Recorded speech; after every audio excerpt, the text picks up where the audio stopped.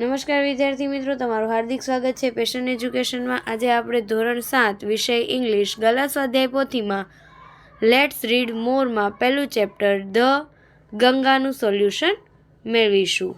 એ પહેલાં જો તમે મારી ચેનલમાં નવા હોય તો મારી ચેનલને જરૂરથી લાઇક, સબસ્ક્રાઈબ અને કોમેન્ટ કરી આપજો, જેથી આગળના વિડીયો સરળતાથી તમને મળતા રહે।